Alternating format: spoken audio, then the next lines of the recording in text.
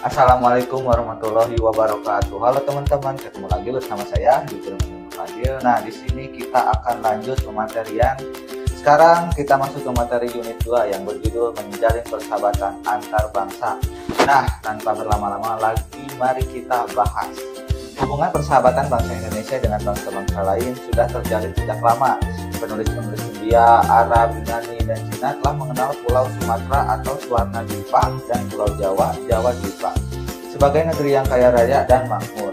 Setelah Indonesia merdeka, jalani persahabatan dengan negara-negara lain tetap dijalankan dengan baik. Pengakuan terhadap Negara Kesatuan Republik Indonesia pertama-tama dilakukan oleh Mesir pada tahun 1947.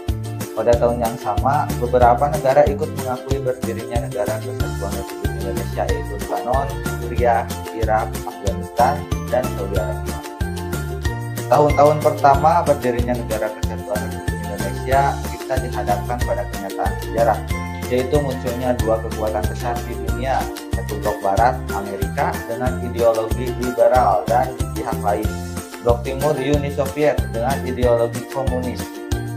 Kenyataan tersebut sangat berpengaruh terhadap usaha-usaha bangsa Indonesia untuk melakukan konsolidasi demi kelangsungan hidup negara. Bila Negara Kesatuan Republik Indonesia menjalani persahabatan dengan negara-negara yang tergabung dengan blok barat, seolah-olah tidak berpihak kepada blok timur. Demikian sebaliknya. Adapun pengaruh lainnya adanya ancaman dari Belanda yang ingin kembali menjajah bangsa Indonesia. Kondisi itulah kemudian menguatkan tekad bangsa Indonesia untuk merumuskan politik luar negerinya. Nah, untuk itu kita tetap mempertahankan politik luar negeri bebas aktif agar kita tidak hanya dalam arus pertentangan negara-negara besar. Politik luar negeri Indonesia bebas aktif dipahami dengan sifat-sifat seperti yang pertama, ada bebas aktif anti-imperialisme dan kolonialisme dalam segala hal bentuk manifestasi, dan ikut serta melaksanakan ketertiban dunia yang berdasarkan kemerdekaan, perdamaian, dan keadilan sosial. Dan yang kedua, ada mengabdi kepada kepentingan nasional dan amanat penderitaan rakyat. Sejalan dengan sifat politik luar negeri Indonesia yang bebas dan aktif tersebut, kemudian Muhammad Hatta memberikan pendapat bahwa tujuan politik luar negeri Indonesia hendaknya diarahkan untuk mempertahankan kemerdekaan bangsa dan menjaga keselamatan negara, kemudian memperoleh barang-barang yang diperlukan dari luar untuk memperbesar kemakmuran rakyat apabila barang-barang itu tidak ada atau belum dapat dihasilkan sendiri. Kemudian ada meningkatkan perdamaian internasional, karena hanya dalam keadaan damai Indonesia dapat membangun dan memperoleh syarat-syarat yang diperlukan untuk memperbesar kemakmuran rakyat dan meningkatkan persaudaraan segala bangsa sebagai pelaksanaan cita-cita yang tersimpul di dalam Pancasila, dasar dan filsafat negara kita.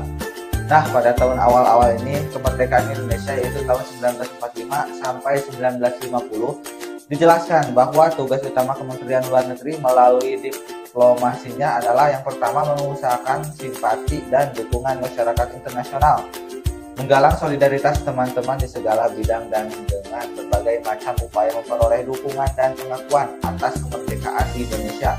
Kemudian yang kedua, ada perundingan dan membuat persetujuan Linggarjati atau pengakuan atas Republik Indonesia meliputi Jawa dan Madura. Kemudian tahun 1998, perjanjian Renville atau pengakuan atas Republik Indonesia meliputi Jawa dan Sumatera. Tahun 1949, perjanjian konferensi Meja Bundar atau KFP Indonesia dalam bentuk negara federal. Kemudian tahun 1950, diplomasi Indonesia berhasil mengembalikan keutuhan wilayah Republik Indonesia dengan membatalkan perjanjian konferensi Meja Bundar KMB. Masa 5 tahun pertama kemerdekaan Indonesia merupakan masa yang menentukan dalam perjuangan penegakan kemerdekaan, yang merupakan bagian sejarah yang menentukan karakter atau watak politik luar negeri Indonesia. Semangat diplomasi perjuangan yang memungkinkan Indonesia pada akhirnya meraih dukungan luas masyarakat internasional di Perserikatan Bangsa-Bangsa atau PBB pada tahun 1950. NKRI bersama India, Pakistan, Birma, dan Sri Lanka pada tahun 1955 di Bandung menyelenggarakan Konferensi Asia Afrika atau KAA. Nah, tujuan dari ini yaitu meningkatkan kemauan baik dan kerjasama antar bangsa Asia Afrika, kemudian mempertimbangkan masalah-masalah sosial, ekonomi, dan budaya dalam hubungan antar negara dan peserta. Kemudian mempertimbangkan masalah-masalah khusus yang menyangkut rakyat Asia Afrika tentang kedaulatan nasional, rasisme, dan kolonialisme. Yang keempat, ada meninjau posisi Asia Afrika dan rakyatnya untuk meningkatkan perdamaian dunia dan kerjasama internasional. Nah, kemudian ada hasil konferensi Asia Afrika dituangkan dalam piagam yang dinamakan Dasar-Sila Bandung. 10 prinsip dasar dalam Dasar-Sila Bandung tersebut, yang pertama ada menghormati hak-hak dasar manusia dan tujuan-tujuan serta asas-asas yang termuat di dalam piagam PBB.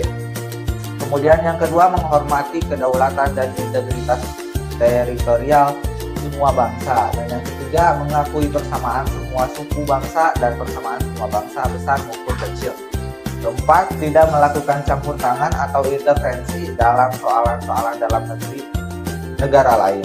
Yang kelima, menghormati hak tiap-tiap bangsa untuk mempertahankan diri sendiri atau secara kolektif yang sesuai dengan piagam PBB. Dan yang keenam, tidak menggunakan peraturan-peraturan dan pertahanan kolektif untuk bertindak bagi kepentingan khusus dari salah satu negara-negara dasar, tidak melakukan tekanan terhadap negara lain, dan yang ketujuh, tidak melakukan tindakan-tindakan atau ancaman agresi ataupun penggunaan kekerasan terhadap integritas teritorial atau kemerdekaan politik suatu negara. Kedelapan, menyelesaikan segala perselisihan internasional dengan jalan damai seperti perundingan, persetujuan, arbitrase, atau penyelesaian hukum atau lain-lain cara damai menurut pihak-pihak yang bersangkutan yang sesuai dengan piagam PBB.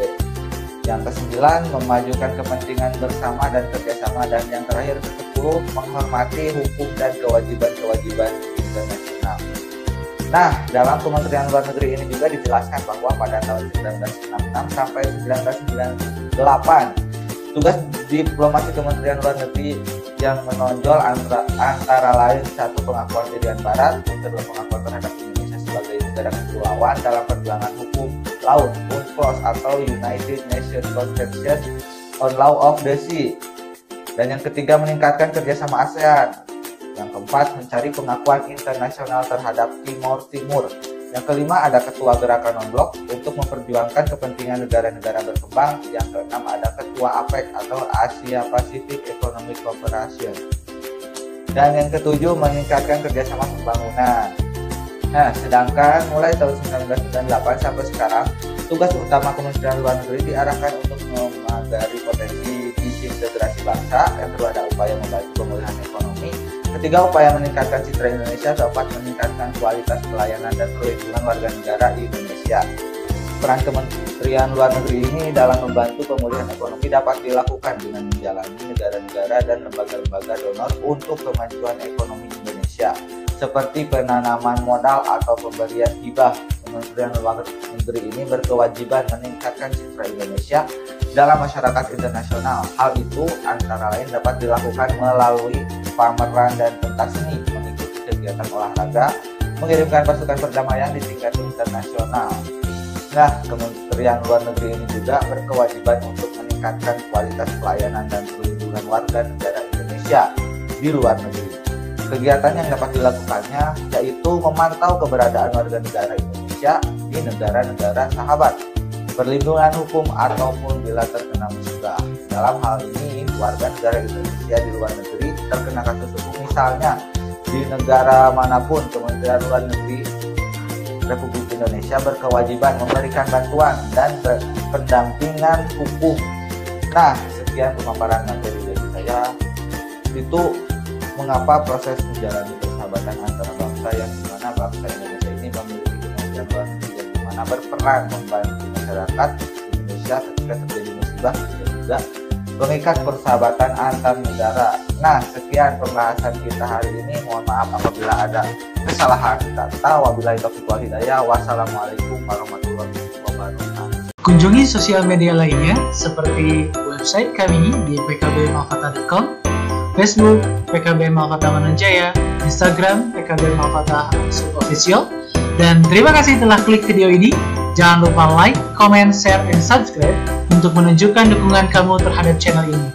Enjoy the video PKBM Al-Fatah.